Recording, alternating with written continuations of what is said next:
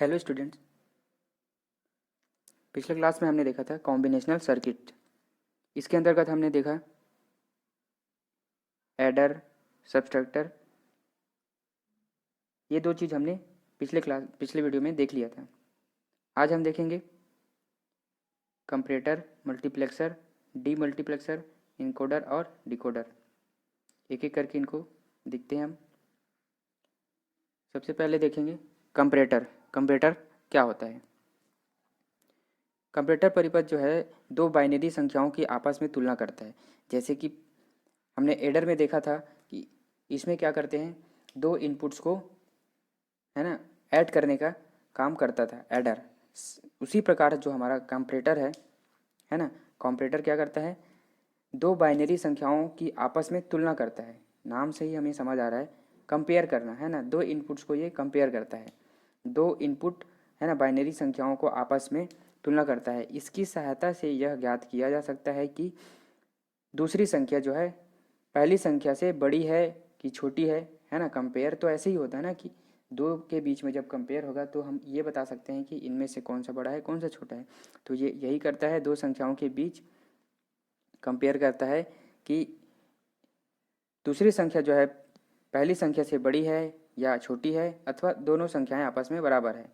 अतः यह आउटपुट परिणाम को a is greater than b, b is less than a is less than b, या फिर कह सकते हैं a is equal to p, इस रूप में प्रदर्शित करता है। यह है इसका ब्लॉक डायग्राम। इसमें आप देख सकते हैं n बिट कंपैरेटर को दिखाया गया है। ठीक है।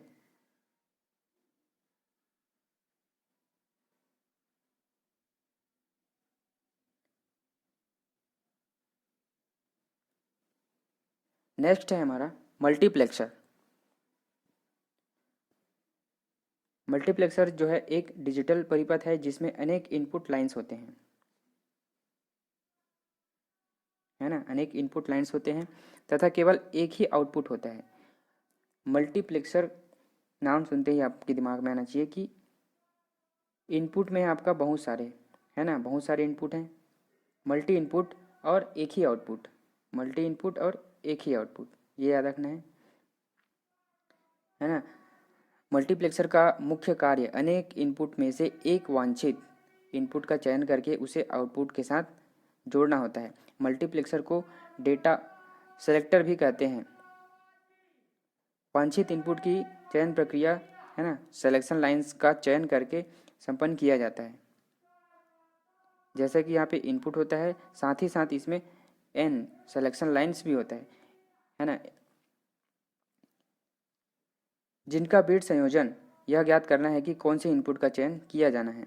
इन सिलेक्शन लाइंस के द्वारा ही ये सेलेक्ट किया जाता है कि कौन से इनपुट को आउटपुट में देना है ना, किस इनपुट को हम सेलेक्ट करें जिसका प्रोसेसिंग हो और उसका आउटपुट दिखाया जाए।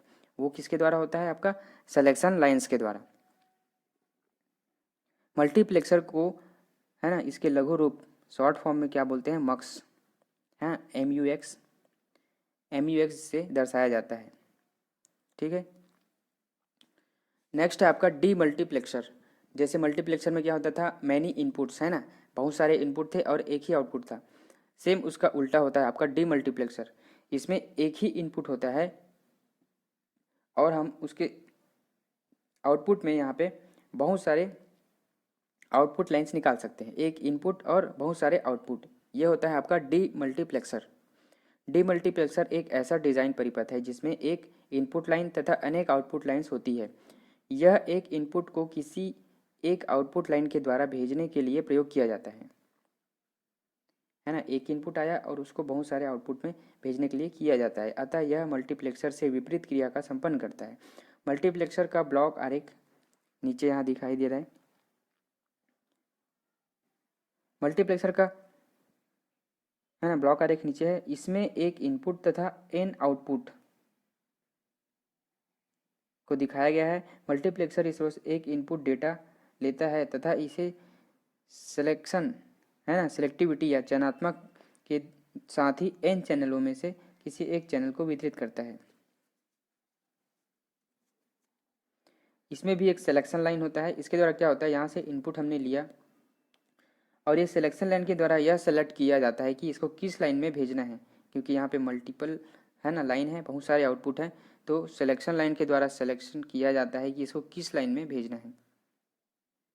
ठीक, डीमल्टीप्लेक्सर क्या होता है, एक इनपुट और बहुत सारे आउटपुट। ठीक, इसके विपरीत आपका मल्टीप्लेक्सर, बहुत सारे इनपुट और एक ही आउटपुट। ओके, नेक्स्ट है हमारा एनकोडर एंड डिकोडर। तो एनकोडर क्या होता है, एनकोडर एक लॉजिक सर्किट है जिसका उपयोग दशमिक संख्याओं यानी कि डेसिमल है ना, डेसिमल हमारा क्या होता है 0 से लेके 9, इसको क्या करता है तुल्य बाइनरी संख्याओं में परिवर्तित करने का काम करता है हमारा एनकोडर, है ना। मतलब डेसिमल टू, है ना, डेसिमल टू आपका बाइनरी, डेसिमल संख्या से आपको बाइनरी में कन्वर्ट करना है, उसको क्या बोलेंगे एनकोडर। एनकोडर के द्वारा ये किया जाता है, यह बीसीडी एनकोडर भी कहलाता है। ठीक, इसके विपरीत आपका होता है डिकोडर, है ना। डिकोडर का काम क्या होता है, बाइनरी संख्या है ना, बाइनरी संख्या है उसको डेसिमल में कन्वर्ट करता है। जिस प्रकार एनकोडर दशमिक संख्याओं को बाइनरी में परिवर्तित करता है, ठीक उसी प्रकार डिकोडर जो है बाइनरी संख्याओं को दशमिक संख्या यानी बाइनरी संख्या को डेसिमल में परिवर्तित करता है। इसे बीसीडी डिकोडर भी कहते हैं, है ना। इसको बीसीडी एनकोडर कहते हैं तो बीसीडी डिकोडर।